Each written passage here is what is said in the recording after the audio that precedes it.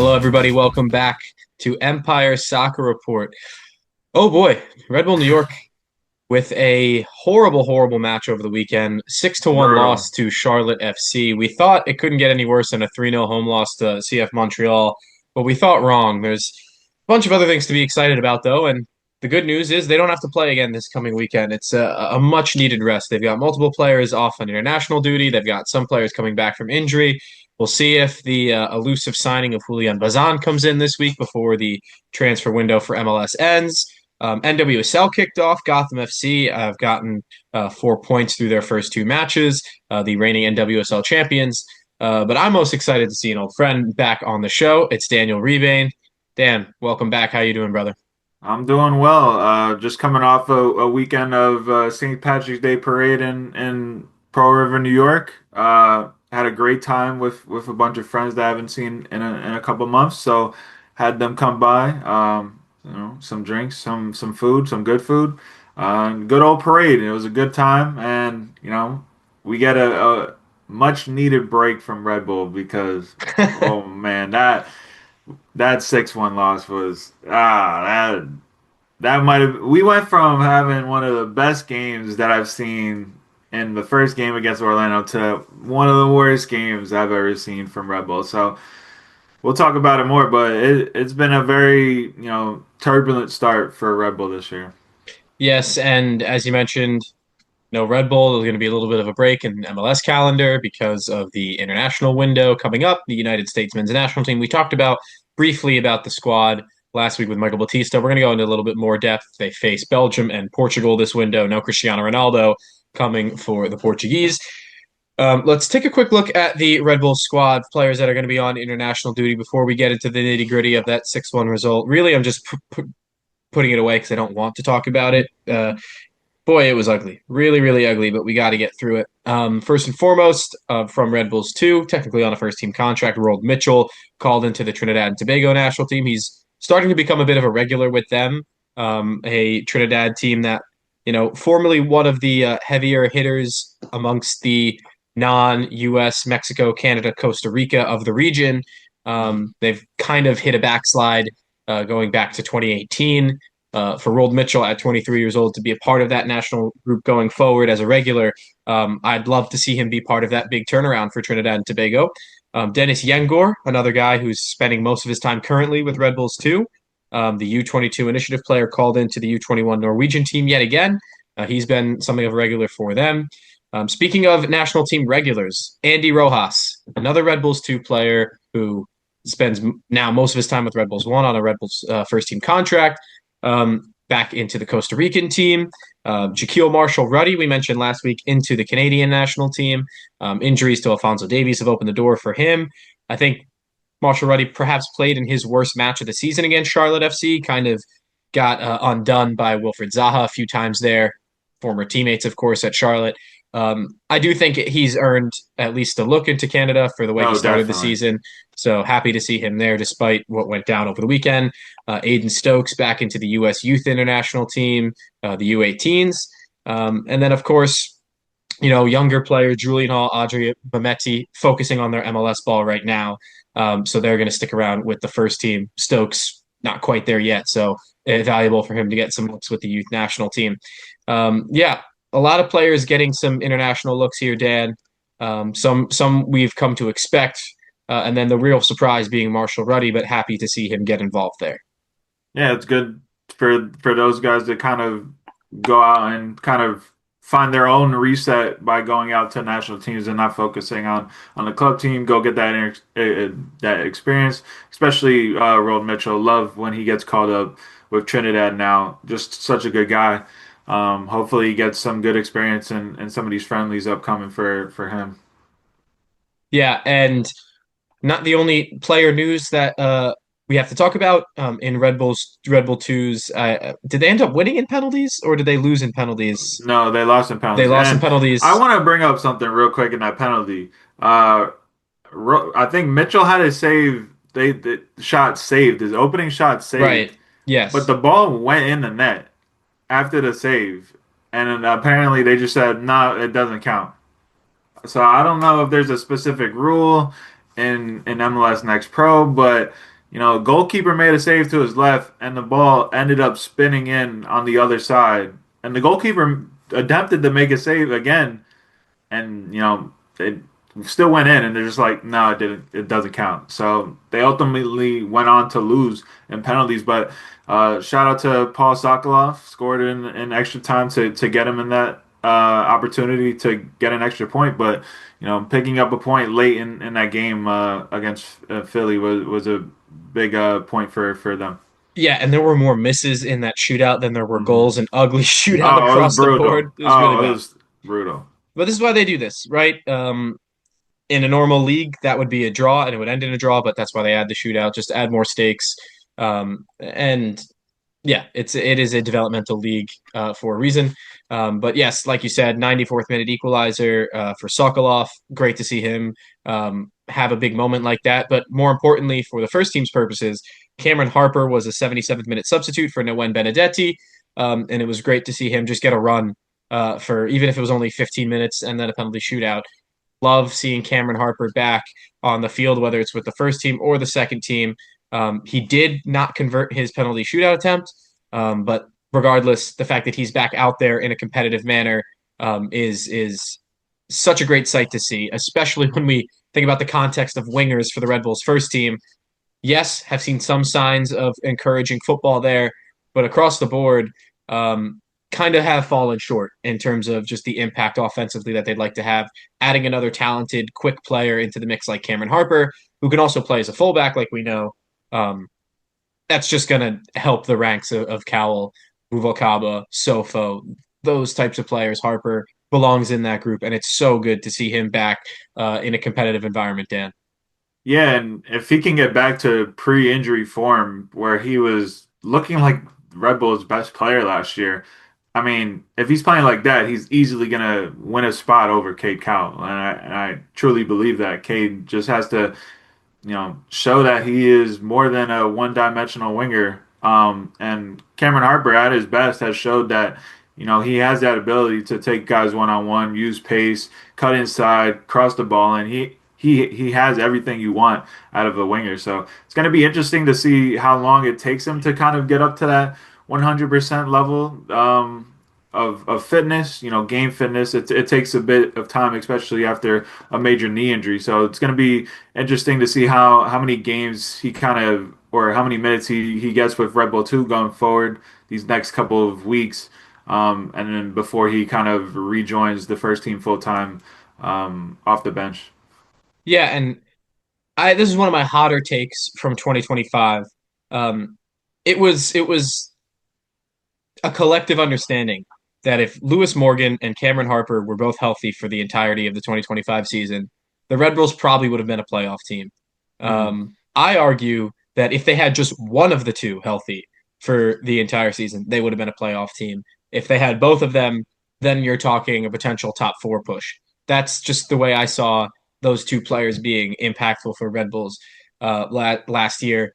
Harper, yes, this injury could be a major setback for him. I still believe he's got game changing ability, and Hmm. we saw it in 2025 in flashes when he was healthy. When he's on, he is one of the more underrated players in Major League Soccer. A versatile player who can play as a forward, who can play as a wingback, who can play as a wide forward, who can play as a fullback. He's got a number of options there, and yes, it might mean if he comes back and is able to hit the ground running, it will take time for him to build fitness, of course. But then that could mean a player like Cade Cowell or George Ruvalcaba is going to have to see more time off the bench. I also think it could open up opportunities. Maybe Cade Cowell played a lot as a striker with Chivas. Didn't work every time, but that's something that maybe they can consider if they can't continue to see anything from the wing. Is he a player to a candidate maybe at the number nine position? I know Julian Hall has 4 goals on the season, and Eric Maxim Choupo-Moting is on the bench, having scored 17 last year. He just, I believe, turned 37 this past week. Julian Hall just turned 18. Happy birthday to both of them. Yep. Happy Um, birthday. but I do think that Cade Cowell maybe hasn't fully found his home yet. And while I do think that there is absolutely time for him to grow into this role, it's something that I want to keep my eye on because um, hasn't quite been as fruitful in the attack from these wingers as we would have hoped this early on, Dan. have been signs of life. Cowell has done great to, when he finds space in front of him, to get in good crosses, to get in good areas off the right. Ruvalcaba, I think, driving at players has improved as each game has gone on. Has he found himself in a position to really score a dangerous chance? We haven't seen that yet from either of those two, other than in, I would say, the opening half against Orlando. And that brings us to the most recent match, a 6-1 drubbing at the hands of Charlotte FC. Uh, Going into this one, Charlotte, really had been a little bit quieter in that they, on paper, have such a strong team. But do do they really have the ability to carve teams up and score 6 goals in a game? We hadn't seen that yet to this point, but they absolutely did on Saturday. They destroyed Red Bull New York. The game was tight in the first half. It was 1-0 at the end of the first half, then a goal within 30 seconds in the second half, a subsequent red card to Gustav Bergen, who we've been asking for to join the starting lineup for some time, Dan. We didn't really think it would be as a center back. And in the end, oh boy, it was a disaster for Red Bull New York. 6-1 was the final score. They never looked like getting back into that game once the second half started. Yeah, and it kind of just shows where this roster is at right now, right? Um, I feel like in certain moments that the attack looks really good still, right? In certain moments, it's looking like that they still have that potential from Orlando, right? But in other moments, they look terrible, especially on the wings. And I think that's the biggest point we have to look at right now is when the wingers are just not playing up to their ability, this offense is not going anywhere because that's where midfield wants to funnel the ball out wide, and that's where everything kind of is created for in Michael Bradley's system, right? Especially on the right wing when you have Cade Cowell only going cutting in down to the byline and trying to get across and what are opposition doing? They're gonna take that away. He's cutting inside, on his left foot maybe once all season, and he did that against Charlotte. And that was early in the game. I was like, oh, here we go. He's cutting inside finally. But the rest of the game, cutting on his right foot, trying to get across, and it's just like you're very predictable at this point. And I think that's where we are at this stage and early in the season is that teams are already kind of figuring out what Red Bull wants to do and are taking it away. And, once if Red Bull is able to figure out other options in the winger spot, maybe a Rafa Mosquera comes in on that right side and kind of bring something else where he is able to cut in on his left foot, and also go down the byline, cross the ball in as well. We've seen it last year in Michael Bradley's system, or it's someone else like maybe an Andy Rojas, Cameron Harper coming back in. I think that's going to be the biggest challenge for Michael Bradley is finding that balance on the wing is who's playing the best at the moment. And right now, KCal is definitely not in that category, but what other options are there right now other than the younger guys? And maybe he's not comfortable giving those guys chances just yet in the season.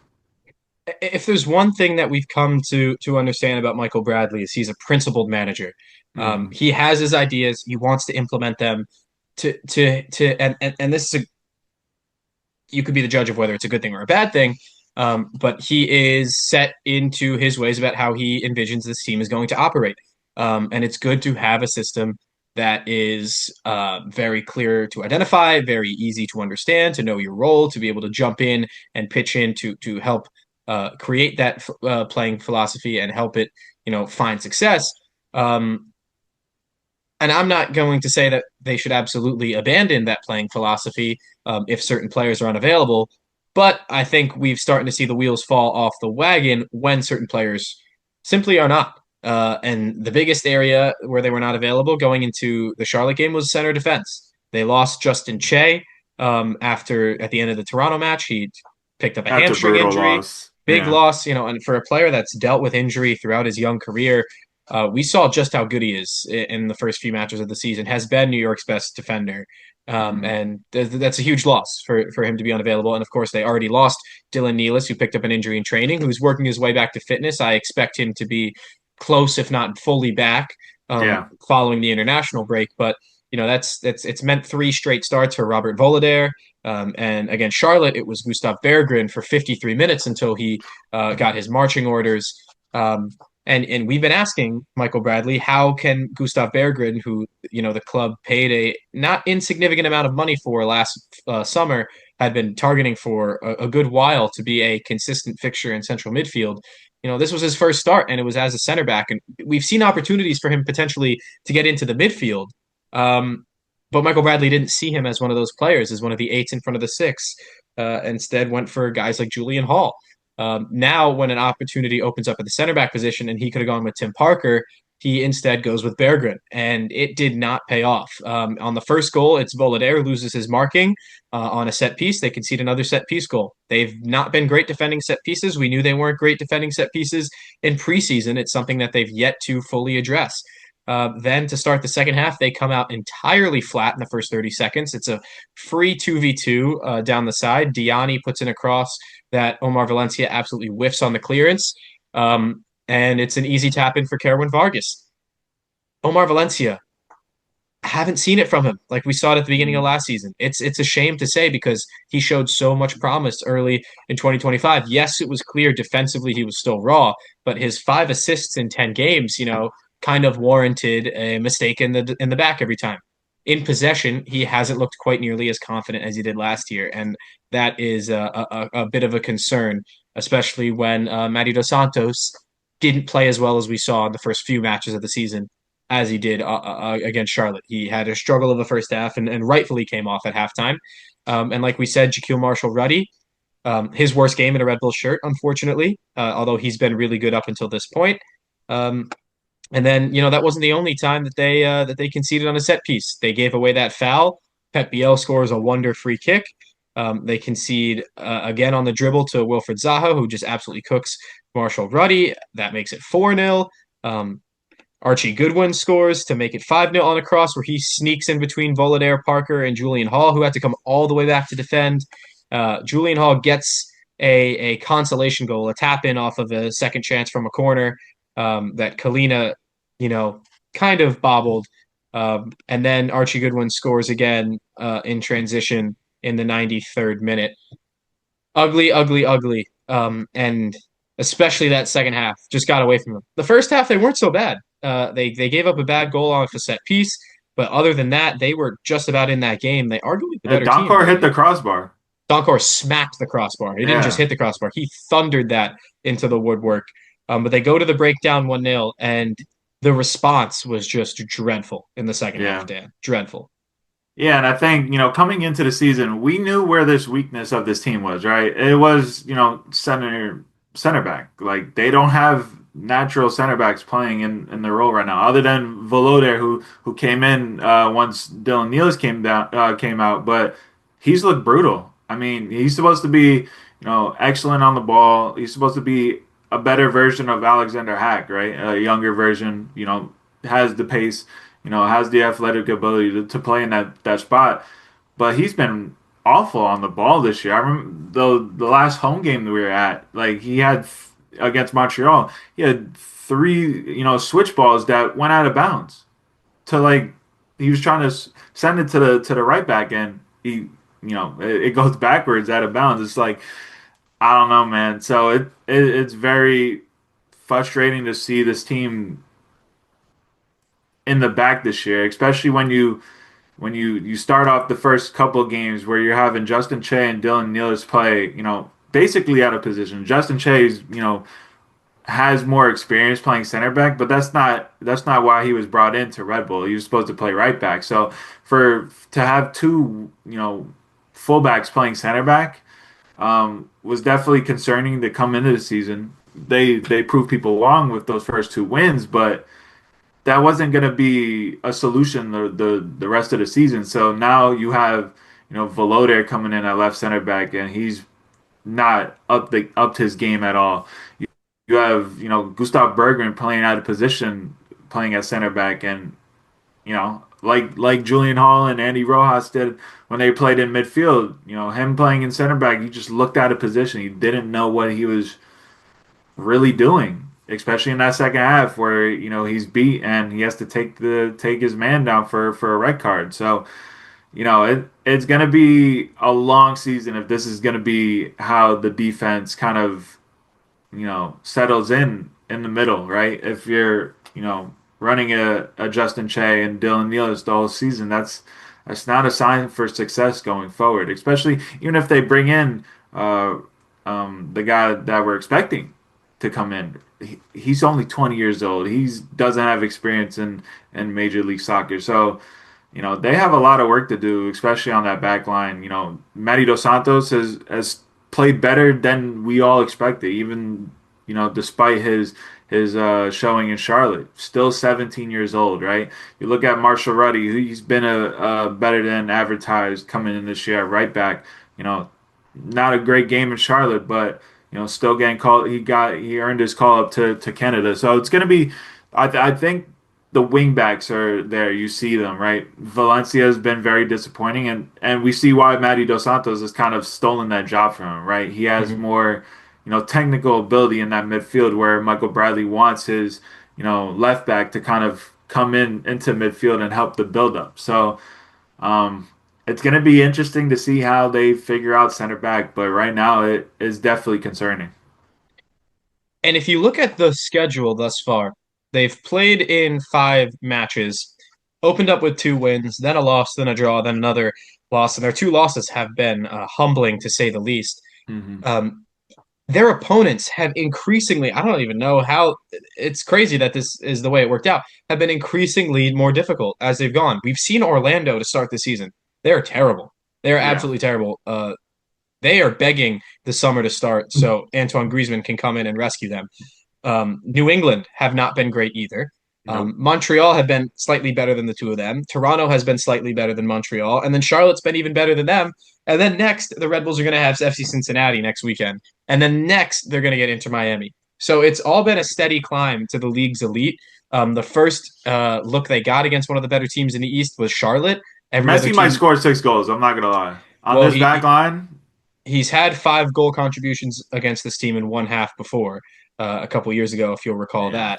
that. Um, and yeah, and it didn't really surprise anybody when he did that. But it is not looking good if this is how the Red Bulls will perform against the upper echelon of talent in the Eastern Conference. They're in for a rude awakening for the rest of the season. And And that, yes, go ahead. I was just gonna say, we give Julian de Guzman all the praise in the world for kind of being able to reset the roster that he inherited, right? He did a lot of good job getting players off the books, right?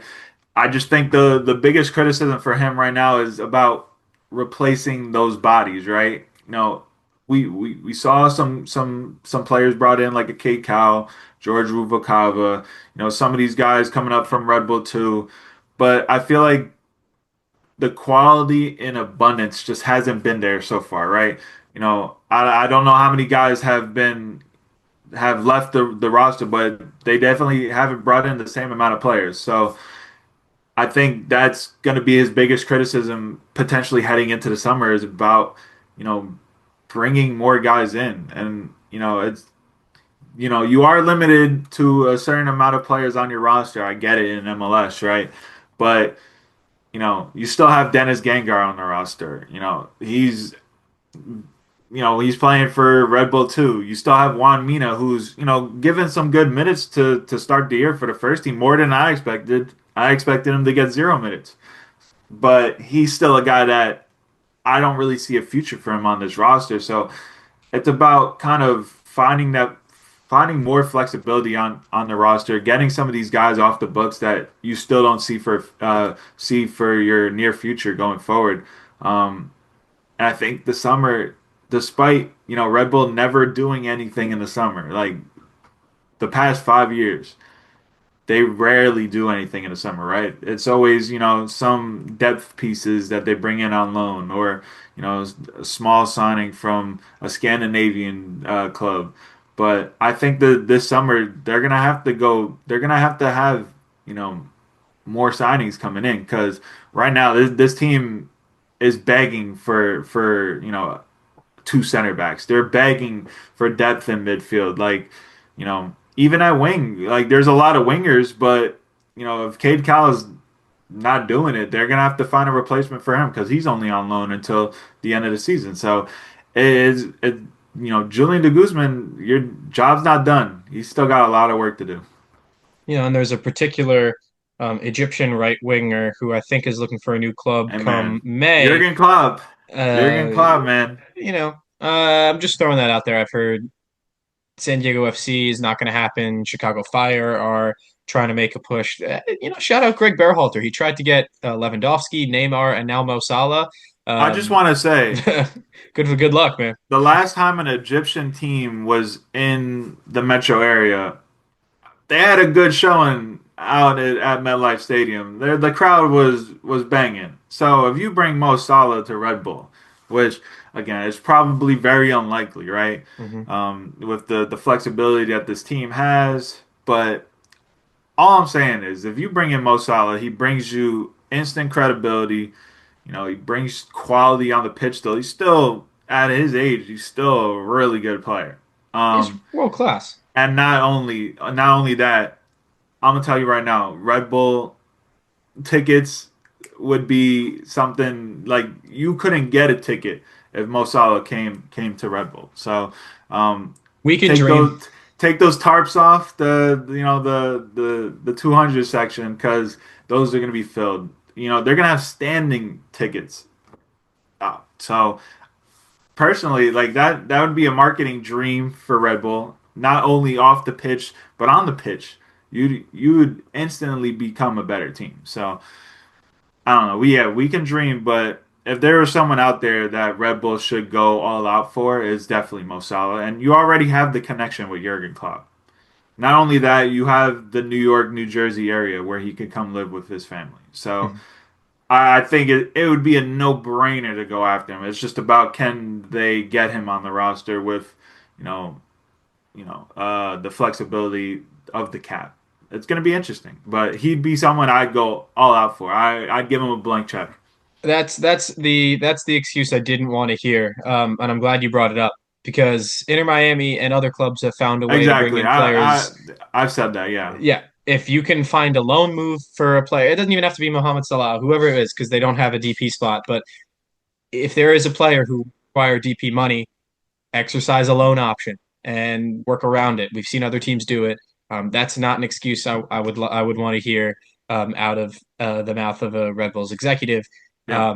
And yes, probably won't happen, but we can dream. There is a connection with Klopp. Do I think that we'll see Mo Salah in MLS? Probably not. Do I think we'll see him in a Red Bull shirt? Even less likely. But we can dream. And the reason why I wanted to tee that up is Yeah. because, like you mentioned, Julian de Guzman did a great job through the offseason getting certain players off the books. I mean, they shipped out as many as 13 guys, I believe.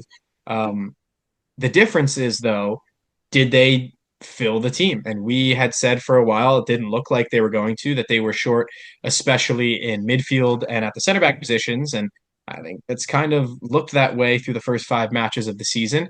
And Yep. that goes to yeah, and look, the project with Michael Bradley is not just through 2026.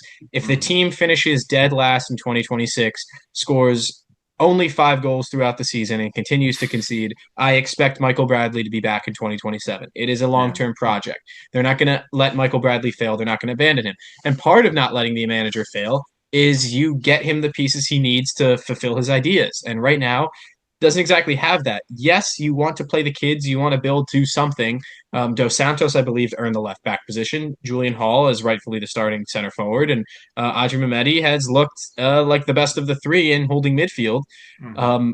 But with that said, Got to surround these them. these growing pains are not going to get any better if you don't improve the squad around them. Absolutely right. Ronald Doncourt has been excellent, with the exception of the second half against Charlotte. It was absolutely just out of his depth in that game, and a lot of that's not on him. They were down to 10 men for the majority of that second half, but this goes to show that you're not going to get through a Major League Soccer season in 2026. You're just not with 75% of a team, and that just Yeah. kind of feels like that's what they have right now.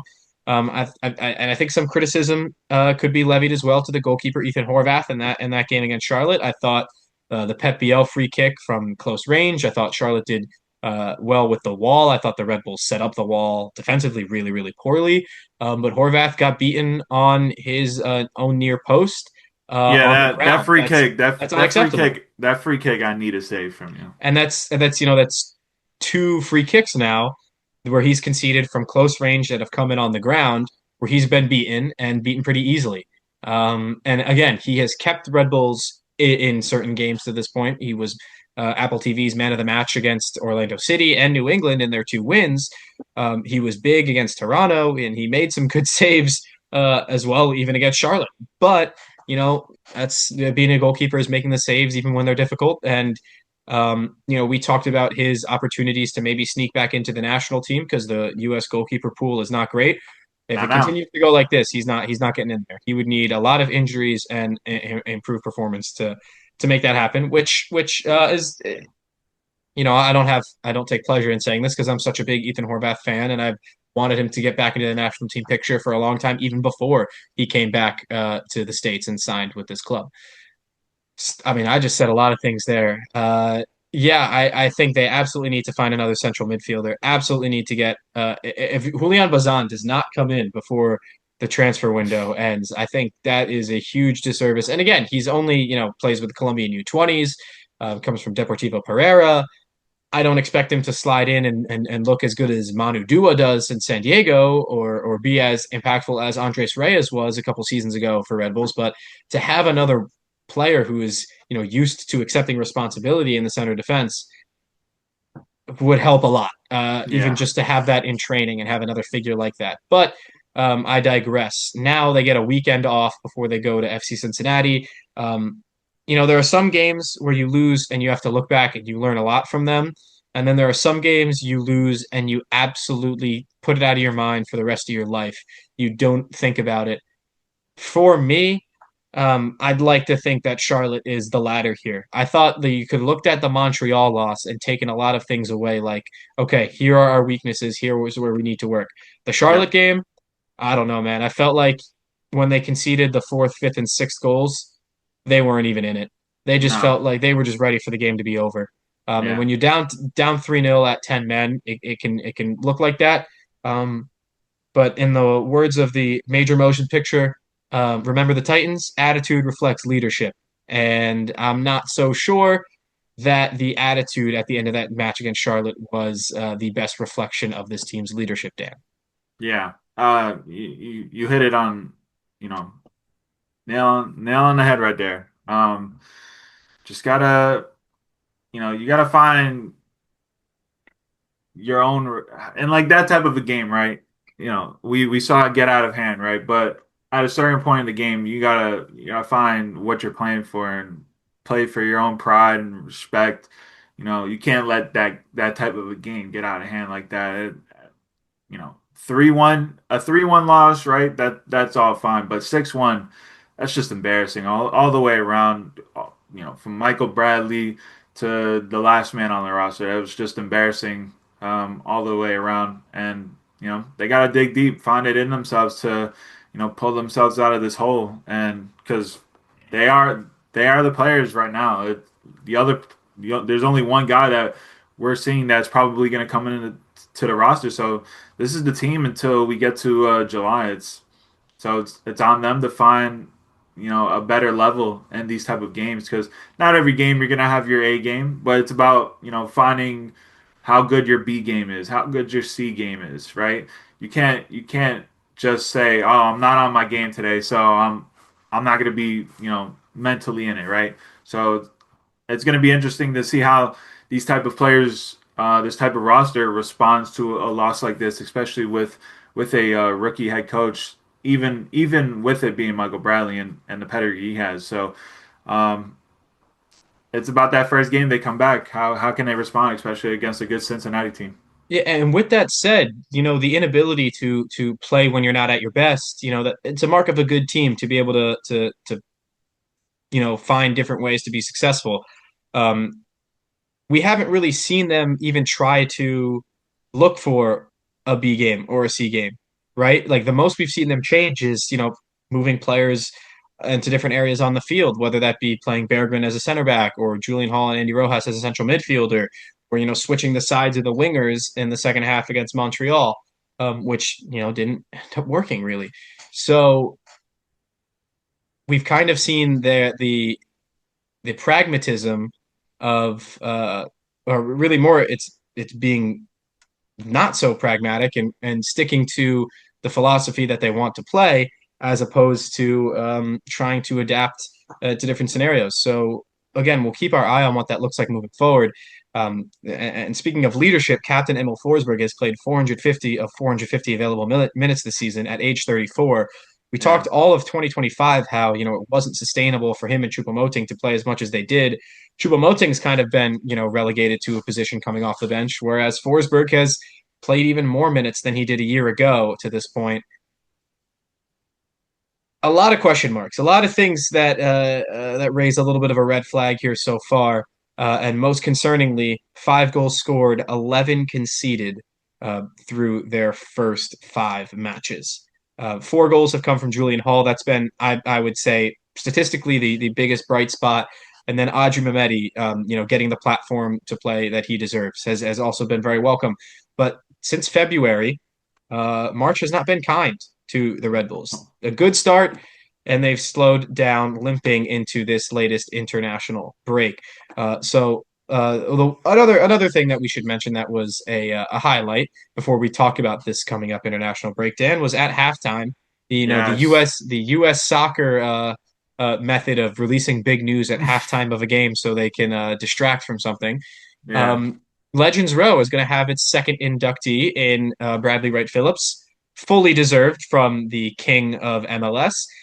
Set a league record that was ultimately broken in 2014 with 27 goals, 108 MLS goals, I believe, the all-time leader in Red Bull New York goals with over 100 in MLS. An absolute legend, the only retired jersey in Red Bull New York history, number 99. And he follows Luis Robles as the second player to join Legends Row. It's fully deserved, and that's going to be on May 2nd against FC Dallas at Sports Illustrated Stadium. I'm very much looking forward to that as someone who grew up watching Bradley Wright Phillips score goals for fun in Harrison, New Jersey. So I'm very excited for that. Yeah, Took them long and enough.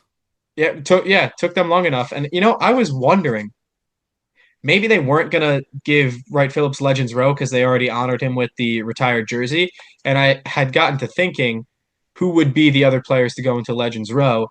There are some names that jump to the top of that list. I had Dax McCarty in mind. I had Thierry Henry in mind. Hmm. And I think there are probably still plans to get one or both of them on that Legends Row, especially with McCarty having just retired from the league last year. So yeah, I think there's a lot of potential names that could go on the list, but Bradley Wright Phillips, number 99, rightfully getting his recognition on May 2nd, Dan. Yeah. Again, like I said, it took him long enough. Like, what a legend of not just the team, but the league. Like, one of the Mhm. best players in the league when he was around. Like, scored goals for fun. Like, you remember when he first came in, right? Where he'd get all the chances and some of them, he'd miss some of them, but he was still scoring every game. He'd get 5 chances, he'd score 1 goal, but it was just so fun to see his kind of development from an outcast from the English pyramid to coming on trial. Like he came on trial to Red Bull, earned his spot, had that partnership with Henri, and all the success that they found as a team once he finally came, right? And they didn't have the success in the playoffs that they wish they had, but those are some of the best teams that Red Bulls ever put together. Is when Bradley Wright Phillips was the number 9, double 9 going forward, right? And it's all those games against NYC early on, right? Those are kind of the bigger memories for me. Is seeing him go into the Yankee Stadium with the overhead kick, scoring multiple goals a game against them. Like he really just took that rivalry to a next level for once when it first came into the league because people thought it would just be a gimmick, right? It was like, they're a rival now just because they're in New York, but he kind of embraced that rivalry and. For him to now be on Legends Row with Luis Robes, it's fitting for him to be there. So I hope they keep adding more people because just having one person in your Legends Row for how long has it been? It's been a couple of years since they added I think Robles. 2021 was when they added Robles. So I think they should probably add another person this year, to be honest. I think, you know, I when they got rid of the 20, what was it? The 20 and 20? Yes, that was When the they 20 yeah, they legends in got 20 years. they to be honest, they probably should put all those guys in there. Just why not? So, um yeah, I think a lot of those guys on the list probably should end up in Legends Row anyway. So, um yeah, glad he's in there, and I'm hoping it expands in the near future. And he didn't just own NYCFC when he played. He owned DC United as well. Yeah, He lived for the rivalry matches. I mean, he not just a fan favorite, but a club legend in every right. on and He, off the pitch too. yeah, absolutely. And 12 goals all time against DC United. I don't have the figure in front of me for NYCFC, but he is far and away the leader Mhm. in that rivalry as well.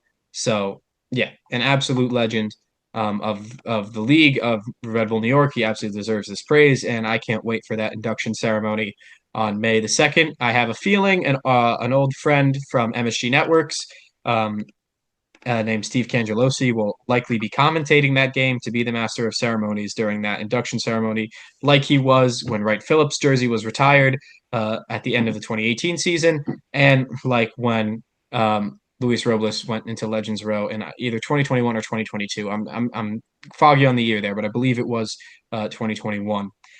Now, with that said, there won't be Red Bulls matches this coming weekend because the FIFA international window is back. We've got the European playoffs. We've got the Intercontinental playoffs. I cannot Yep. wait. Crossing my fingers for our CONCACAF friends, Suriname and Jamaica, to make it to the World Cup. Just imagine what the Reggae Boys at the World Cup would look like, folks. They did kind of shoot themselves in the foot by not beating Curacao and not beating Trinidad and Tobago in their Yeah. final window of qualifying. They got rid of their manager at that point, Steve McLaren, but Yeah, he stepped down. yeah, right. He had a prepared notes right after the match, which means he wrote that before the game, thinking that if we lose, I have to say something, which is, that bodes confidence, right? That's how you are a Just a confident lot of corruption in manager. that federation. So I think Horrible.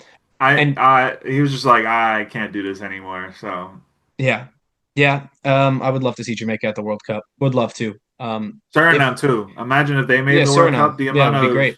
dual nats they would be able to, kind of finally get over the line, because I I think mean, that's the biggest thing. look at Haiti and Curacao, what they've been able to do in terms of bringing players from the diaspora in, and they've been able to do it successfully. Whereas Jamaica fields a team of almost entirely players from the diaspora, very few players from the island, at least in the last few qualifying campaigns, and they just haven't been able to figure it out, despite having, I would argue, the most talented crop of players in CONCACAF. That's not the U.S., Mexico, Canada, and then arguably Panama, Costa Rica.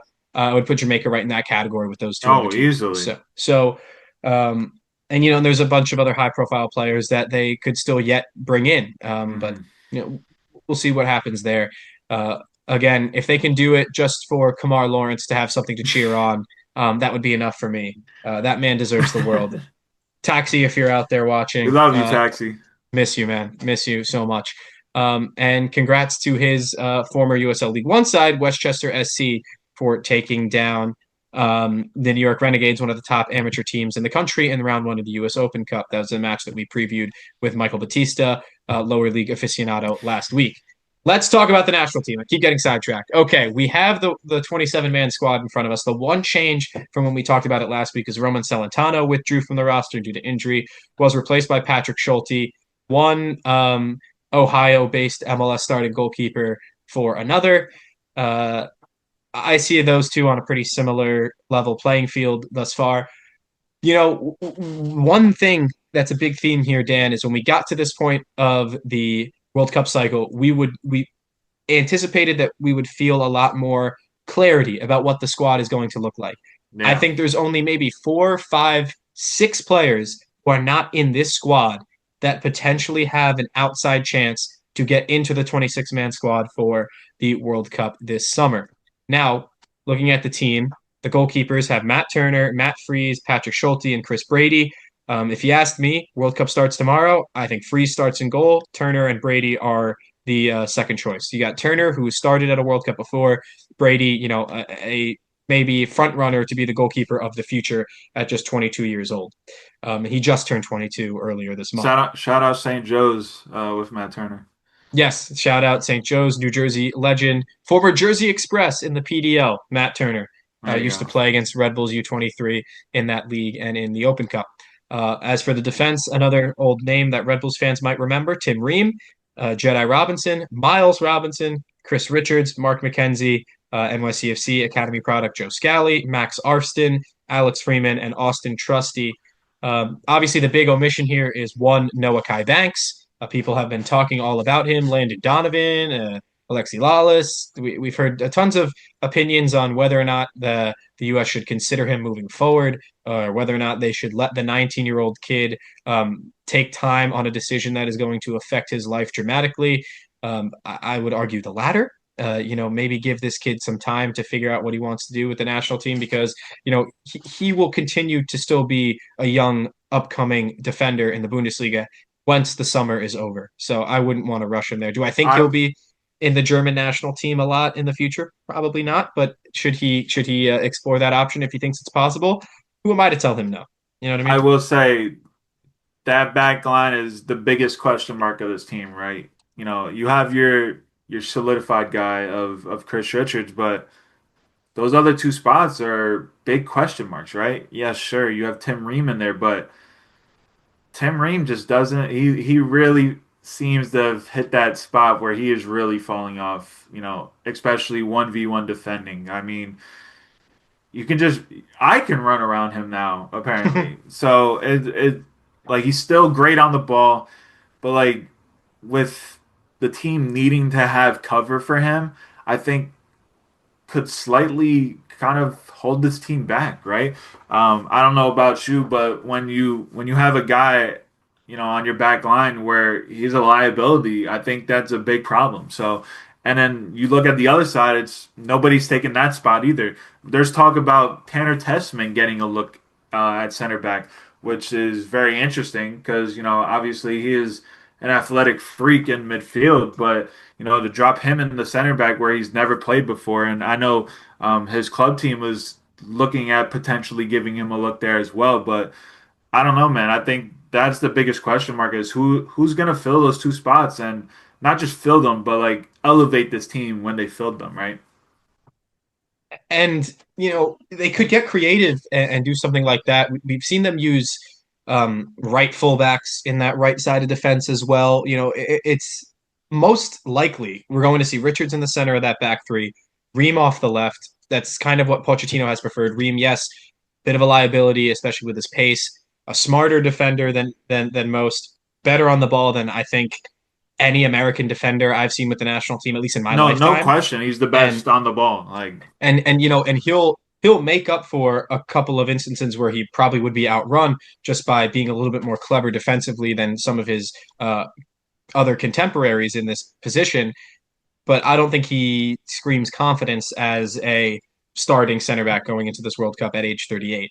Now, with that said, I think there's absolutely value in bringing him into this squad as an extra center back. I do think oh, he can do a easily. job and Yeah. play, but that's also, especially if you're not going to get this out of one of your goalkeepers, um, you're not going to have that extra coach that is usually the third goalkeeper is a veteran presence. Either for the third goalkeeper, you either go with someone very young who you want to give experience to, or someone on the older side who can act as a veteran presence. Brady is probably going to be the third goalkeeper. He's going to be one of the younger choices. Tim Ream, being the elder statesman of this team that he is, needs to be in the squad. Whether or not he starts, I think, is a different discussion. Yes. Now, with that said, at the right center back position, we've seen Alex Freeman play admirably there. We've seen Joe Scally do well, debatably well, I would say, in that role. Mark McKenzie, I think, is a candidate to start in that position. Hmm. He can also play off the left. He's very good with his weak foot. Austin Trusty, same category. Interesting to see how they go with that. And you know that when they defend, they like to defend in a back four almost. So it's almost natural that they would have a right fullback play in that role when they drop deep. But when they get forward, it can get a little bit cagey. Again, we'll see how Mauricio Pochettino lines the team up against Belgium and then Portugal. That is something that they need to keep their eyes on. And I think that's the biggest selling point for Banks, right? And there's a lot of people out there giving their opinions, right? And I think you got to give the kid time, right? You have to give anybody time making a decision where they actually want to play, right? I just think you've been giving this opportunity with the youth teams, right? He was identified very early by this national team where he's playing U17, U18, U19, U20. He's played all the time there. He's gotten the opportunity with the senior team, and clearly someone in the German camp is in his ear where they're like, hey, you might have an opportunity now. And if we're being completely honest with ourselves, Germany has many, many more prospects coming through their through their system where right now they're better than Okai Bank. So personally, obviously biased. I think he should play for the US, but that's up to him to make that decision. But I think like he's an instant starter if he comes into this team, right? Like looking at left center back, sure, like we have Tim Ream, but Nokai Banks plays in the Bundesliga. He's one of the better players on Augsburg. He comes in to this team and elevates this team significantly, in my opinion. So personally, I think he should pick the U.S. Born in Hawaii, obviously grew up in Germany, um, has played a lot of games with some of these guys in the youth teams and kind of already has that familiarity with the team. And to be able to play in a World Cup on home soil, I know that shouldn't, go into his decision, but I think it's right there. He could be a 10-year starter for this team, for the U.S. national team, in my opinion. So hopefully he picks the U.S., but, it's up to him. Yeah, and I'm not going to try to get into his brain and try to guess what he's thinking or how he's feeling about this decision or even try to assume what the German national team has told him. But what the US should tell him is that there is a very real chance for him to get into the US starting 11 for this World Cup. You And know, I if think and I think they've already kind of had that out there, right? It's like 100%. I think it's pretty clear to him that it's right there for him. And look, I think it's a little different. Someone like Nathaniel Brown, who did get called into the Germany team, Because but yeah, also he's really good. at the same time, I'm not sure he would start over Jet. Actually, I am sure he wouldn't start for the U.S. over Jedi Robinson. So again, there's a difference of players. And we heard these arguments at the last World Cup. I remember people were really miffed by when they saw Christian Roldan on the World Cup squad, when they saw Shaq Moore in the World Cup team. And I remember thinking, that's players number 25 and 26 in the squad. If those guys play, then we'll have a different discussion. And then Shaq Moore ended up playing, Oh, which was again no disrespect to Shaq Moore. I think at one point he was amongst the better fullbacks in the U.S. playing I La think by Liga. the 2022 World Cup, that was no longer the case. Yeah. I didn't think he should have played in that World Cup, but he didn't end up playing poorly or anything like that. With that said, Noah Kai Banks can come in and dramatically affect the makeup of the team. Whereas there are other players, in my opinion, who could have been called in, who are maybe even at a similar level to Banks, or lesser of a level, where I don't think they would affect the team. That Mm. I've heard so many people clamoring for. We need this now. We need this dual national, and I've been guilty of it myself. I used to go on to Jordan Peafox Instagram and comment in French to try to convince him to join the U.S. when I was like 14. Um, because that was back when he was scoring like That's 18 hilarious. goals in Ligue 2. And I was like, this guy's going to go to Ligue 1 and score loads of goals. And, he had some good moments at this club level. I believe his best stint was with Young Boys in Switzerland. And then he had some decent Mm. performances with the U.S. national team. He eventually came over. I don't want to pat myself on the back. I think I might have helped with that decision in the end. Um, We'll give you the credit, James. yeah, I appreciate that. But the point being, there have been times where there's been dual national players who we've tried to court that, maybe if they came in, wouldn't move the needle all that much, yet we've Mm. made such a big stink about them. I think Banks is a little different where he would come in and be a real game changer. Oh, easily. But with that said, if he is not fully prepared to commit one way or the other, if he feels like down the line he could get into the German national team, if he feels like he wants to be a part of the German national team, then that is a decision that he has to make. And the the the sentiments that I'm hearing from voices within the U.S. soccer media landscape that one, he should absolutely abandon the German national team because he has no chance. Even if I believe that, and I likely do believe that, that's not for me to decide. You know, if his personal ambition lies with that, he should pursue that. But then on the flip side, I don't want to be like, look, I love Landon Donovan. I have a retro Landon Donovan jersey that I'm going to wear during the World Cup. Um, for him to say that if he doesn't want to be part of the U.S. should move on unilaterally. No, I don't agree with that either. I'd say he's 19. He's a teenager. Give him time to decide what he wants to do with his international career. He shouldn't have to have made his mind fully up just because there's a big World Cup coming up this summer. His career will go on past the summer.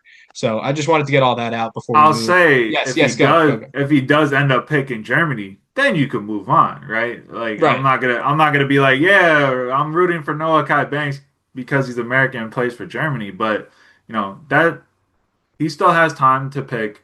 I'm still rooting for him. He still plays for. He still has the stars and stripes, but it's gonna be interesting, man. Does he find it within him to kind of make that decision before the World Cup?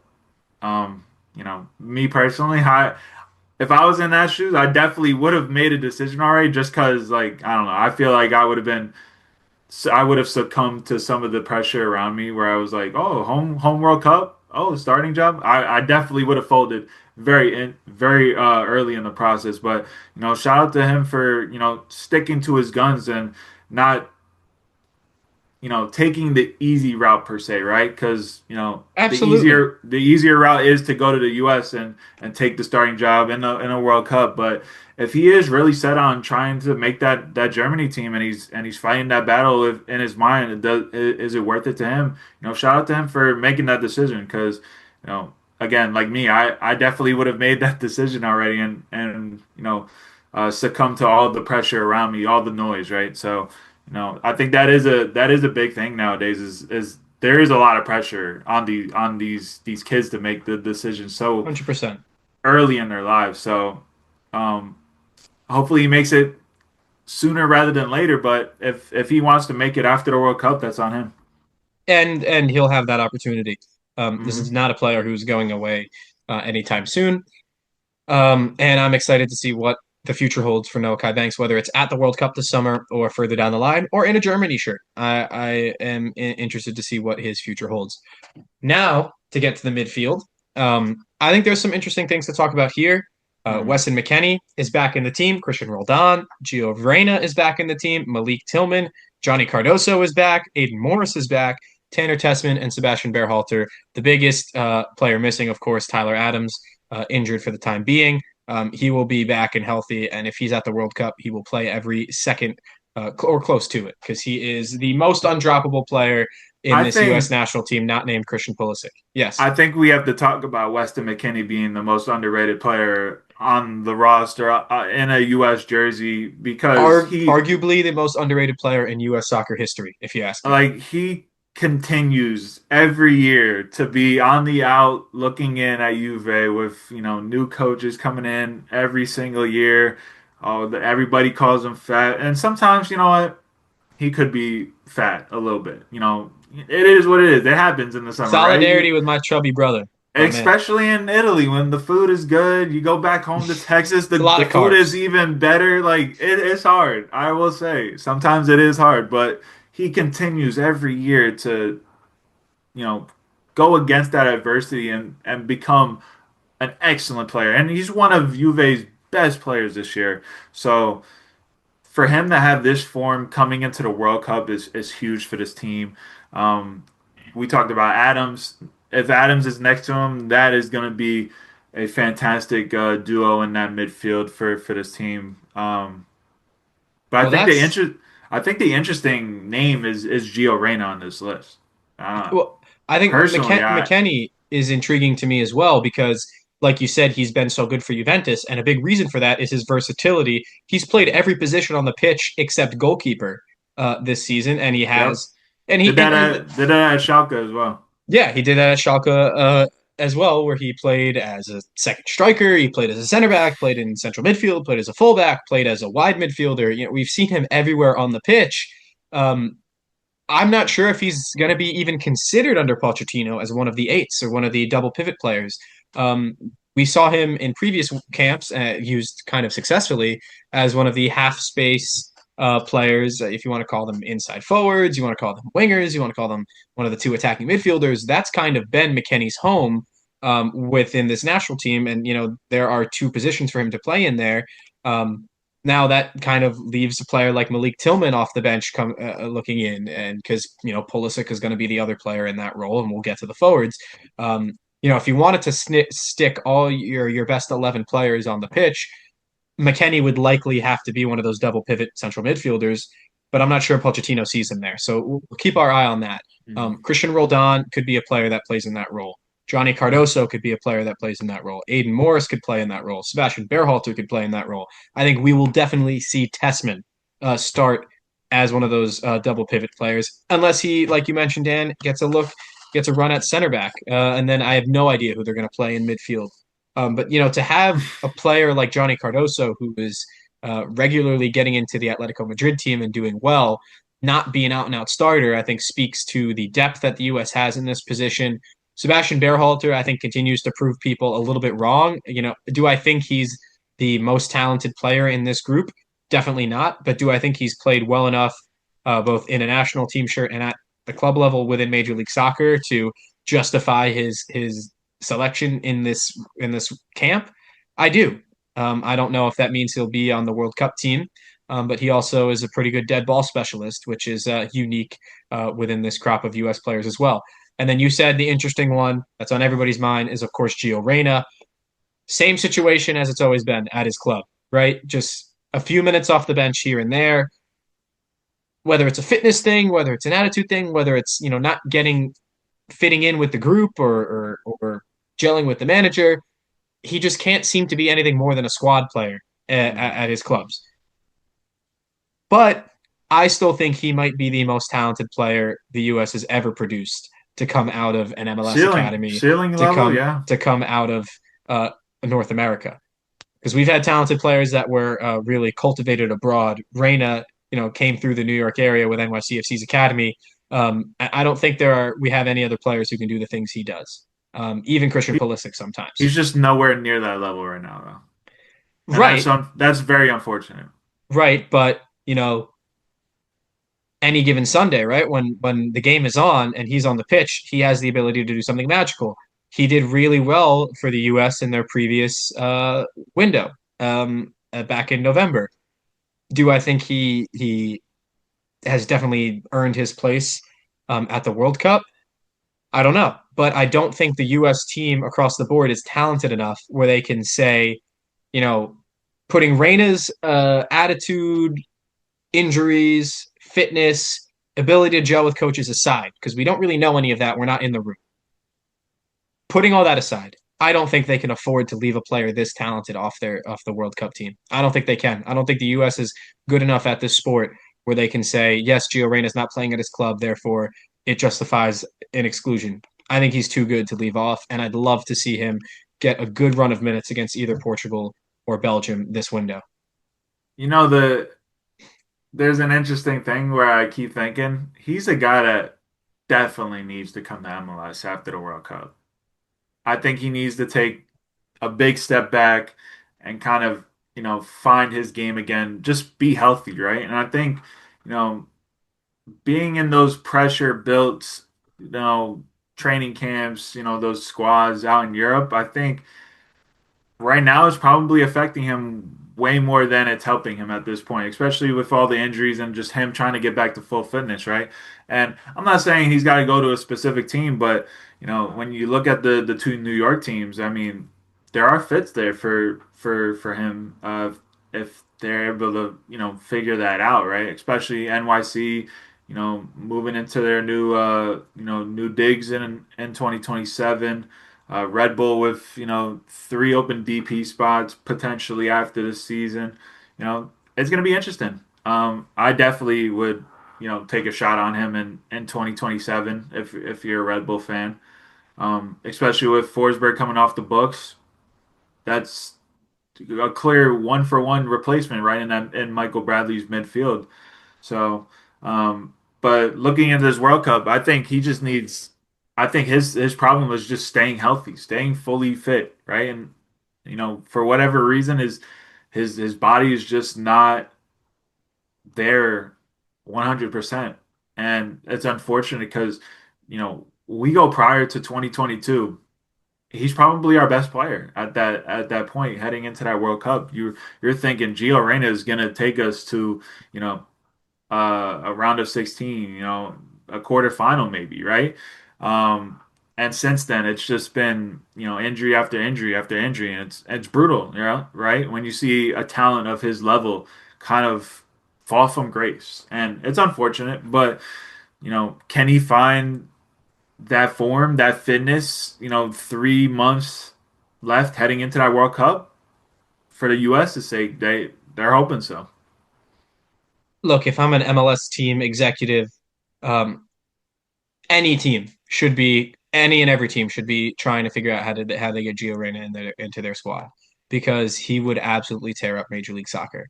I'm talking he would have a Ricky Puig like influence on any squad in I think MLS. even better than that. And arguably even better because unfortunately Ricky Puig is going to miss his second straight season this year.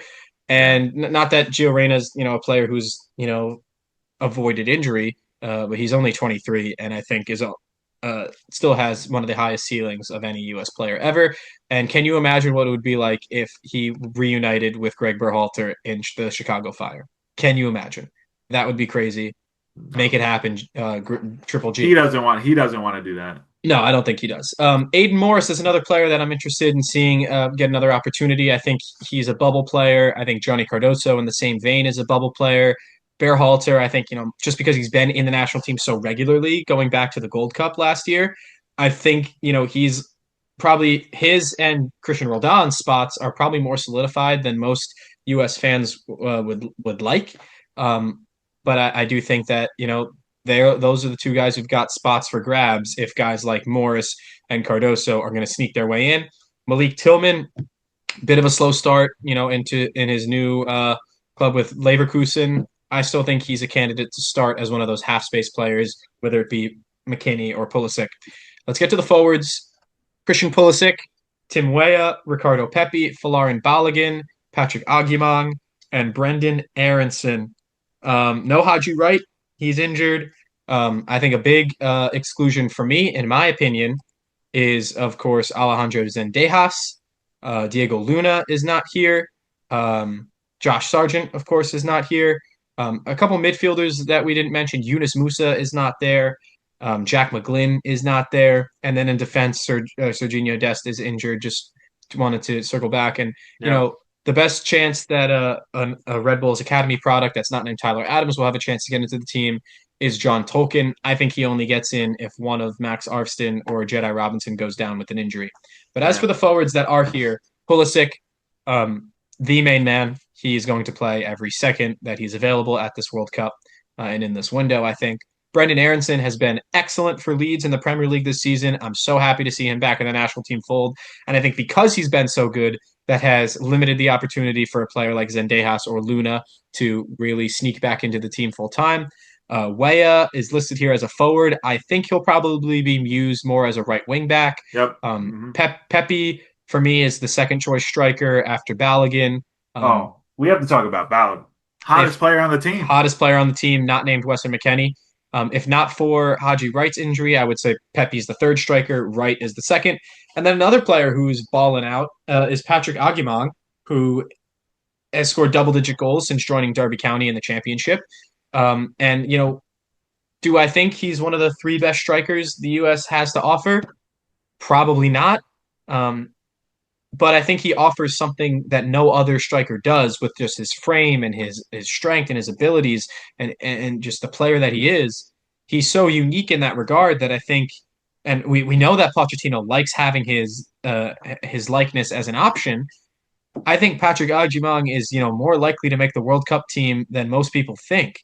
Um, Now, if that comes at the behest of a Ricardo Pepi or of a Haji Wright, I think that will, raise some eyebrows. But if you asked me what I think Mauricio Pochettino is going to do, I think we see Patrick Agyemang at the World Cup, and I think we see a starting front three right now with Balogun, the form that he's in. He's going to be the striker. Pulisic's going to be in one of the half spaces, and then either Brendan Aronson, Weston McKennie, or Malik Tillman starts in the other, at least for now. What say you, Dan? And then we're going to do a each of our own starting lineups, how we would pick for this window based on Yeah. this roster.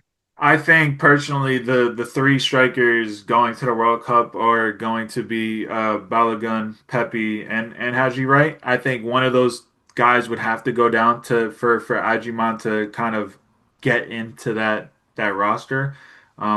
Just because I think Pepe can do a lot of things that Ajiman does. Like his aerial ability is not as elite as Ajiman, but we've seen Ricardo Pepi, win balls in the air, score goals off of headers. So I think he kind of brings those what Ajiman does really well, but he also has other things that Ajiman doesn't do so well. He's just more of a rounded striker to me. And then Haji Wright is that kind of versatile guy who can play in that half space behind the striker. He can play on the wing. He can play at striker, right? He's got um, that versatility of he can play multiple positions. And then Balogun's the hottest player on the team right now. He's scoring goals in every game. I think he's coming into this camp. I think he scored in his last 8 games in a row. I believe that is the stat for him. Um, he's definitely looking like the player that we all thought he could be when his kind of doing that recruitment kind of came to fruition all those years ago. Um, he looks awesome right now. So yeah, for him up there, you talked about Brendan Aronson. He's definitely a guy I see as one of those first guys off the bench at the World Cup. Like he's bringing that energy off the bench. He's showing that high level of play for Leeds this year that we haven't seen in the past couple of years. Um, so I like to see where he's at. He's kind of taken that next step in the Premier League. He's kind of showing that level of kind of what we saw when he first went over to Europe. He's kind of taken what he was doing and bringing it to another level. So I like to see where he's at. Um, Tim Weah, playing. He's going to be playing right wing back while Serginho Dest is down, and I think that kind of opens his game up a bit. Obviously, he's not going to be the best defensive player, but him on that right wing, kind of giving the team with being that winger per se on that side of the field and being able to cut inside, get crosses in on the right, combining with those attackers. I think you know him and Dest are really good at that specific spot in Pochettino's system. So um, I'm real excited. We talked about some of these teams coming in and for these friendlies. It's going to be very fun to see how Podge lines his team up in these 2 games. And that's all we can wait for. And something that is very exciting is the opportunity to play some really good opposition. Now it's Belgium and Portugal. Later, it's going to be Germany and Senegal. That's 4 really good games against 4 teams that have the ability to go very, very deep in this tournament. I wouldn't call any of them favorites to win the World Cup. I think Portugal, of those 4, probably have the best chance, but we've seen them at World Cups before get close, but only so close. So, with that said, Dan, let's each try to make a starting 11 based on what we either what we would like to see with this squad. Uh, Hmm. let's do it in the 3-4-2-1 formation that we're likely Yep. going to see Pochettino put into place. I think in goal there'll be no disagreements from either of us. Matt Freeze Yep. is going to be the starting goalkeeper. Turner just hasn't really hit that form of um, dominance regularly with the Revolution since he came back to MLS. That's what it would have taken for him to get back into the number 1 shirt. So we're going to go with Freeze. Richards is going to be holding down the fort in the center of defense. I think I I get lost here because I love Tim Ream and I think he will start. I don't think he should. I think he should be a Yeah. bench player for now. I think Mark McKenzie should start off the left. And then I would say maybe Alex Freeman as the right center back. That's how I would do it. What would be your back three? I agree with you. I think Tim Ream is probably going to start, but me personally, I would go Austin Trusty, Chris Richards, Mark McKenzie. I think that those three kind of complement each other. You know, Austin Trusty has that ability, not to the level of, uh, Tim Ream, but he has that ability to play with the ball at his feet. He's kind of shown his level, you know, this season with Celtic, kind of finding their form of late. So I kind of want to give him that opportunity to kind of earn that spot and kind of take that role with Tim Ream kind of transitioning to the bench. Because I think in a spot start, Tim Ream is an excellent guy to have off the bench, but if he's going to be your guy going through 3 games in the group stage, round of 32, round of 16. It's going to be tough, man, especially at his age. And we already saw it at the last World Cup that playing that amount of minutes it kind of affected him. So I kind of hope they give Austin Trusty, you know, an opportunity. I think that's all he can ask for is an opportunity. And then Mark McKenzie, we've seen his ceiling in that right center back spot. Like he's got that ability, and we've seen it over in Europe as well. He plays to a level when he's playing for his club team. It's just about taking what he does there and bringing it to the national team. So I like that three. I think those three could complement each other very well. Yeah, I mean, and we only have a minor discrepancy there. I think for Freeman, he gives that flexibility that if they drop back into a four, he'll feel more natural. We've seen Trusty play as a fullback as well, so he's something who's certainly adept to doing that. Richards very good with his left foot, in addition to his right. Or sorry, not McKenzie, very good with both feet. Richards as well, a player who can play across the back line, a veteran presence. And or at 25, a veteran presence with 35 caps and um, a versatile player, a strong player. He's easily the best defender the U.S. has. So Oh, easily. yeah. So again, it's the weakest point in the U.S. team, but they do have some quality there, mostly presented by FA Cup winner Chris Richards. Now, as far as the midfield four, if you want to call it, the wingbacks on the side, I think we both are in agreement for this camp. It'll be Weah and Robinson. When Dest comes back, he'll probably take that starting spot away from Weah. At least that's how I see it. I'm sure there's some Yep. disagreement there amongst the fan base. Um, if it were up to me, I would put McKennie and Adams, when healthy, of course, as my double pivot in midfield. Adams not available. I say Tessman and McKennie gets you the closest opportunity to have 11 players, your best 11 players on the pitch. I think McKennie probably will more likely fall into one of the half space roles for Pochettino. So for me, I'm going to go Tessman.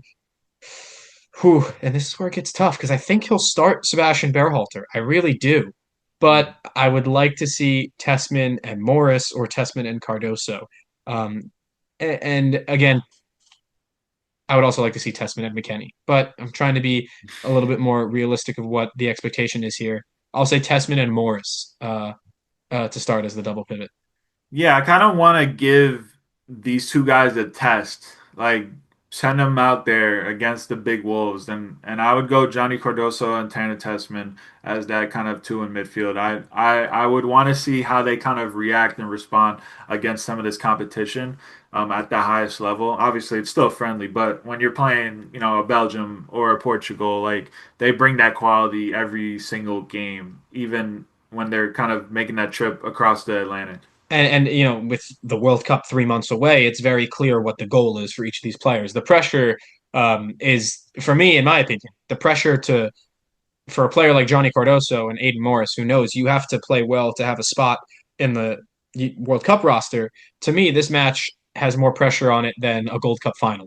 And That's what I think. oh yeah, and for Cardoso as well, because recently he's definitely improved his game over in Spain. It's been a kind of an up and down season, especially if you look at what fans have kind of said about him. But every week he's still getting selected, no matter his ups and downs over there. But the biggest thing for him is coming over here and performing for the national team because I think that's where it's a big gap for him. Like when he plays for his club team, he's much better than when he does for the national team. He has to prove himself, and I think in these two games, it's a big test for him to kind of prove to Podge to the fans that he has that ability to play for the national team. And playing him next to Tanner Tessman, I think um, will give him kind of I wouldn't say security, but it would give him the best kind of partner to succeed in that role, right? Tanner Tessman is, and he's going to track a lot of ground. He's going to win a lot of aerial duels, and Johnny could kind of be that guy that kind of shifts in and out of the spaces, kind of transporting the ball forward next to Tessman. So I think I want to see those two next to each other and see how they kind of perform against a Portugal or a Belgium, whatever game they kind of start. Hopefully, we get one with them, but I would definitely go with those two in midfield. Yeah, and that brings us to the front three. Balogun is the nine. Pulisic is one of the two wider players. It's going to be about who that third is. Could it be Malik Tillman? Could it be Gio Reyna? Could it be Brendan Aronson? Or maybe they stick one of the other forwards in that role. McKennie, I think, is a candidate to start there. If you ask me, I think Pochettino is probably going to start Balogun, Pulisic, McKennie as those three. And if it's not McKennie, I think it's probably more likely Tillman over Aronson. I would like to see Aronson start. I think for me, it's Balogun, Pulisic, Aronson, if not McKennie. Um, I just think Aronson has done so well at Leeds in the Prem this season to justify um, getting at least one start in this camp. And he hasn't really had a run for more than a substitute's cameo under Pochettino, and he's played well enough to earn the right to show his stuff for more than 60 minutes. So that's what I'd like to see for the front three, Dan.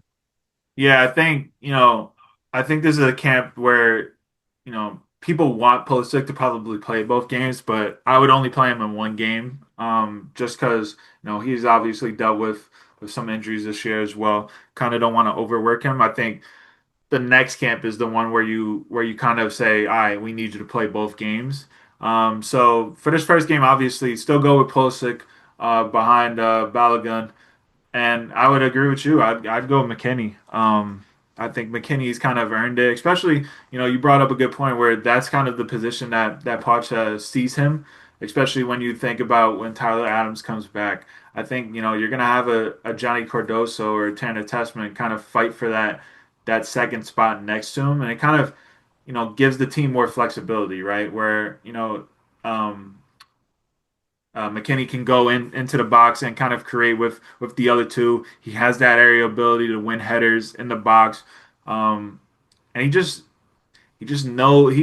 can live up to that moment, right? And we've seen him kind of play in a more advanced role and kind of succeed. So I think giving him that opportunity, you talked about, obviously Aronson and Tillman. I think Tillman probably would be the next man up, but I would like to see a Tillman and Aronson kind of duel behind a striker at some We'll point. see them together.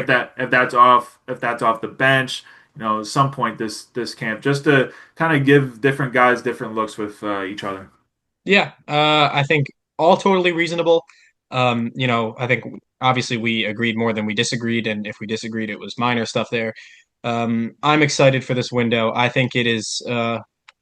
We're going to learn a lot about what this group is. We see the clarity within the team in terms of players that aren't here that maybe have a chance to get into the World Cup team. Goalkeepers, Celentano, maybe Zach Steffen. Defenders, we already mentioned Banks, John Tolkien if there's an injury. Dest will when he's healthy. Maybe George Campbell's done well in the championship. If there's an injury at center back, if things don't look great, I think he's a candidate. Walker Zimmerman, if they want to look at another MLS veteran next to Miles Robinson. In midfield, I think Jack McGlynn is maybe the biggest missing name of players that are healthy. Tyler Adams injured, of course. And then the forwards, Haji Wright, Diego Luna, players that couldn't be there. And then Zendejas, I think, is one that I would love to see get another run in the next camp because I think he's got enough to give as a proper out and out winger. But otherwise, I think we're mostly in agreement there on the team. Do you have a score prediction for either of these Belgium or Portugal matches? Well, who we play first? We play Belgium first. Belgium on Saturday and Portugal on Tuesday. Yeah, I mean, it really is just tough, right? Like the quality of these two teams coming in, right? And Portugal, I think, is going to be the biggest game where even without Ronaldo, I think the Portuguese fans around the country are going to pack that stadium. So it's going to feel like a road game for them. So I would say for the Belgium game, I'd say probably you get I'd say a favorable kind of result in there. I would say probably maybe like a 3-2 or 2-1. And but the Portugal one, I think that's going to be the biggest toughest matchup. With the atmosphere, with the quality on the pitch, they are one of the better teams in the world. So that's probably a game where they come out with a loss, but I think there's going to be a lot of things that they learn about themselves in that game.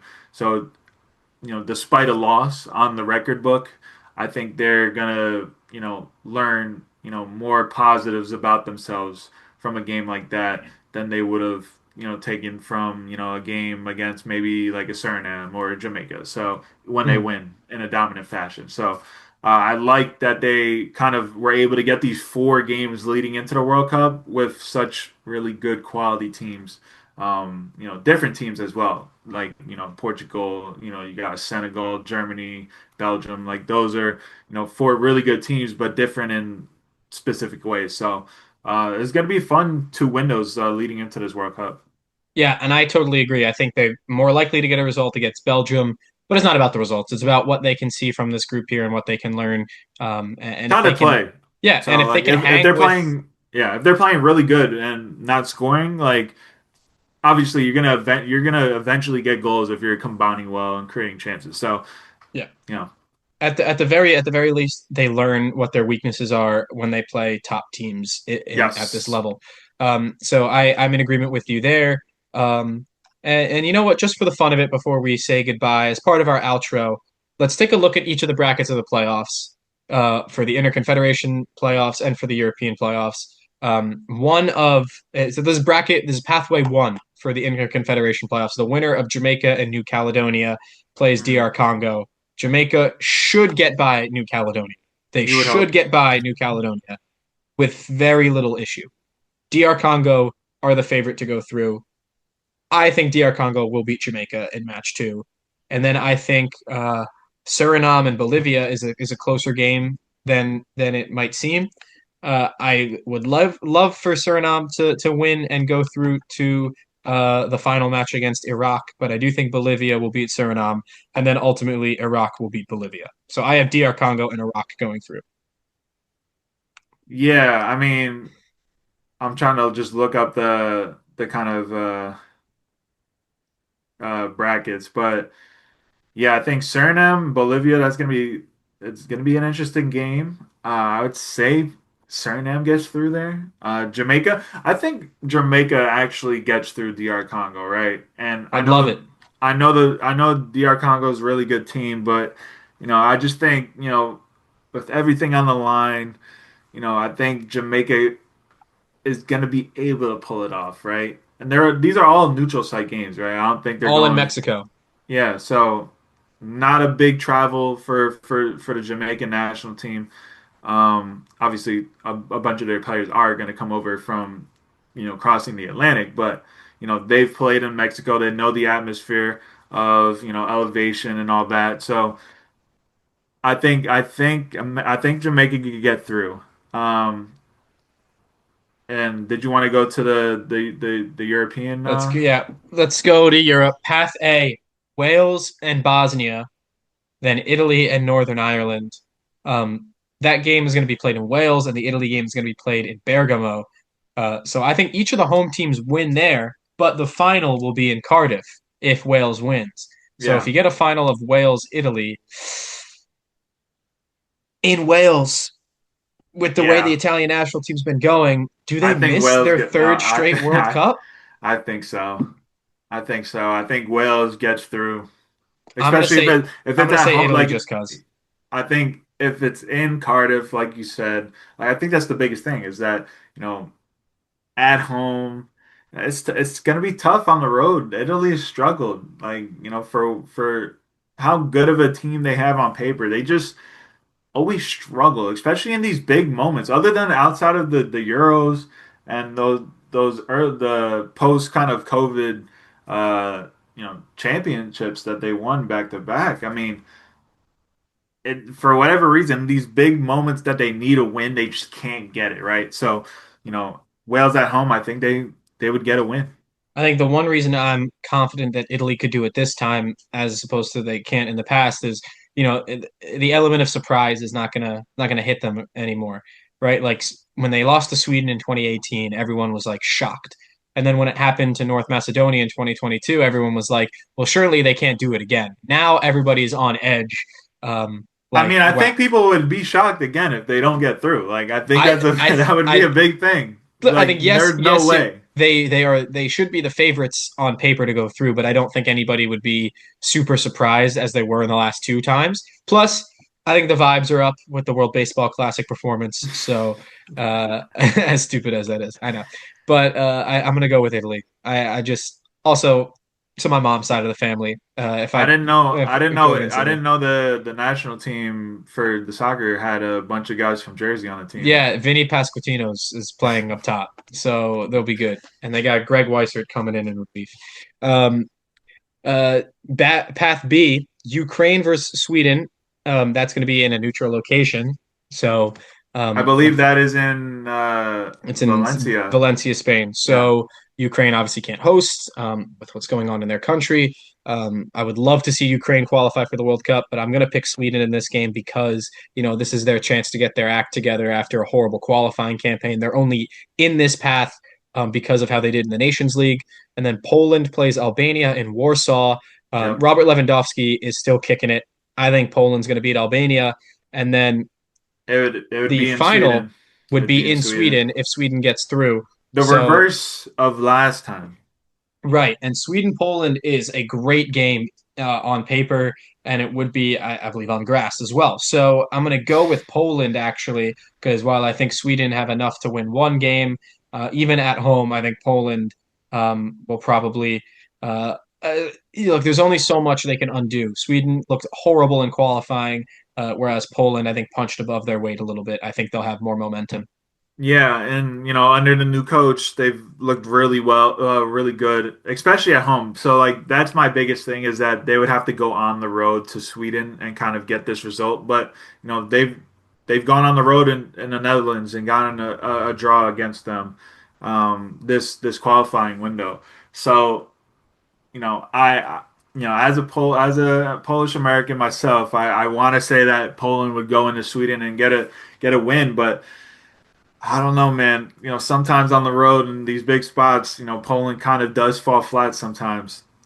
So I would say probably Sweden takes that and qualifies for the World Cup. But I'm here to be surprised. I like the vibes of this Polish team. When they actually arrived at camp uh, 2 days ago in Poland, they were met by their like security guards wearing Peaky Blinders outfits, and every player in their kind of hotel room had a Peaky Blinders hat for them. So don't know what the connection is there. I know Matty Cash is from Birmingham, so maybe that's it. But uh, the vibes are up. The vibes are up. 17-year-old Oscar, I keep forgetting how to say his name, but made a move to Porto in January, and he is one of the best talents Poland's produced in a while. And it's going to be the first time that he's with the senior national team.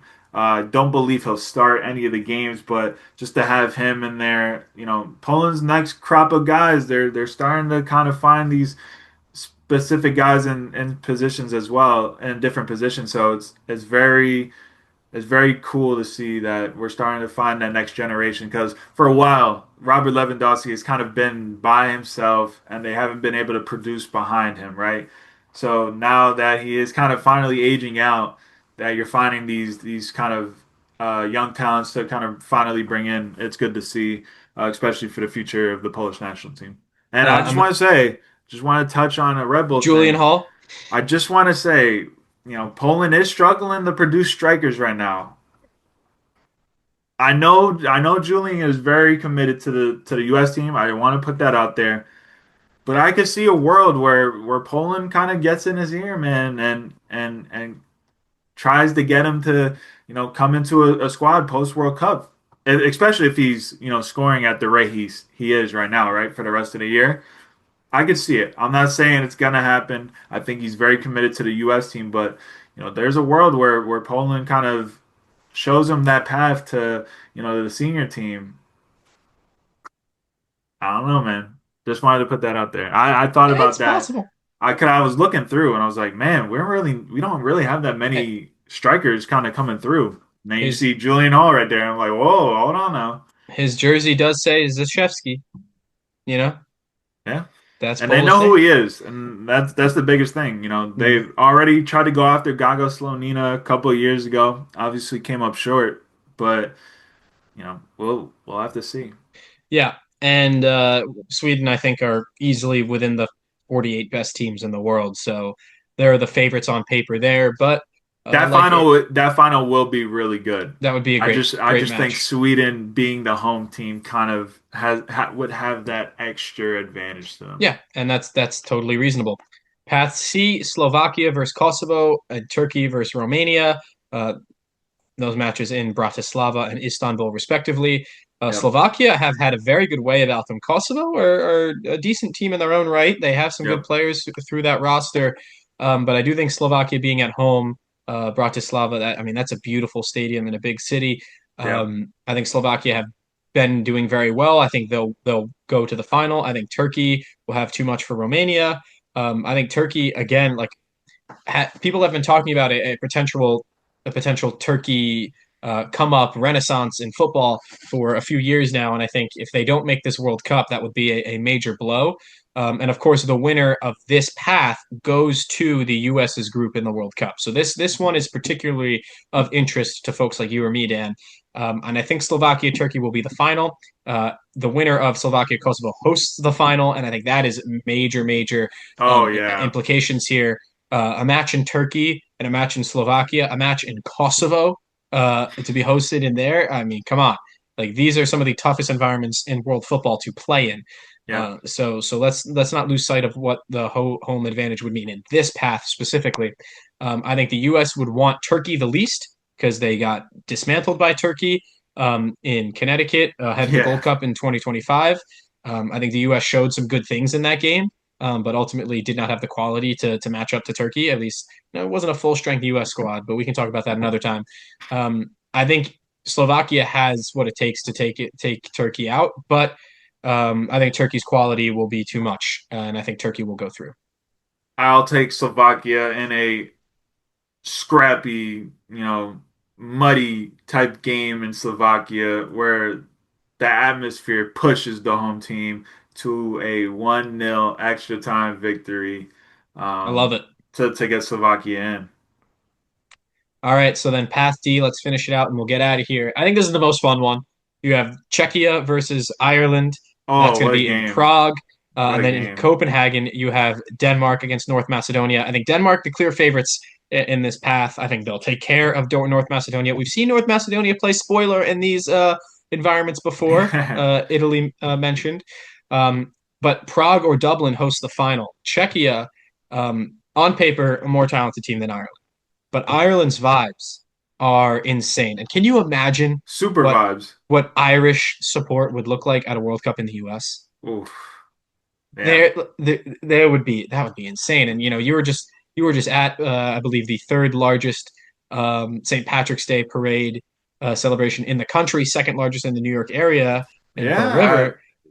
I mean, I can you mean, imagine if that support was there to at the World Cup finals? You know, yeah, it's crazy. I think Ireland will get through Czechia in a harsh environment that is Prague. Beautiful city, but for soccer environment, oh my God, we see all these type of countries out, you know, out in that neck of the woods in Europe, and they go hard. But I think Ireland, again, you said the vibes. I think they've played excellent football, especially like those closing moments of the group phase Troy for Parrott. for qualification, and them hosting the final for to get into the World Cup in Ireland against either Denmark or North Macedonia. I think it's going to be Denmark. Um, but even against the Denmark team, I think Ireland, I think they are that Cinderella type team to get into the World Cup. From all these teams, I think to see like Ireland in the World Cup, it would be fantastic to see. So I think them going into Czech, they get the win, and them coming at home against the Denmark, I think they're going to be able to do it. Yeah, screw it. I'm going to say Ireland too, and also because the two stadiums that Czechia would play in Prague both seat under 20,000 people. They're both beautiful stadiums, especially the Fortuna Arena that is a little bit bigger. It's enclosed on the top. Yeah. If Ireland win, the finals hosted at Aviva Stadium in Dublin, which seats over 50,000. And you better believe that environment will be intimidating for Denmark to go into. Um, Again, Denmark on paper will have the better team of any of these four, but that home field advantage with the way Ireland have been flying into the playoffs is pretty special. We have been here for a while, Dan, so it's time for us to say goodbye. I'm glad we did touch on everything, though, because this was a lot of fun. Of course, thank you to Daniel Rebain for joining me from Area Sports Network. I appreciate you jumping on the show once again. No Red Bull New York this weekend. They're back in action on April the 4th against FC Cincinnati. That one's going to be at home at Sports Illustrated Stadium. But for now, the U.S. plays Belgium and Portugal in the FIFA International break. Thank you so much for joining, everybody.